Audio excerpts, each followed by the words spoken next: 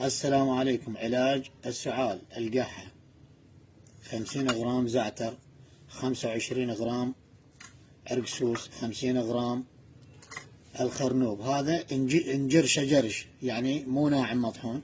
خاشوقة ملعقة صغيرة على نص قلاص مي حار، ونغلقه لمدة 5 دقائق ونصفيه ونشربه، ونقدر نحليه بدبس الخرنوب، لأن دبس الخرنوب هو يدخل بعلاج السعال ويخلصنا من هذه المشكلة 3 مرات باليوم قبل الوجبة بنص ساعة.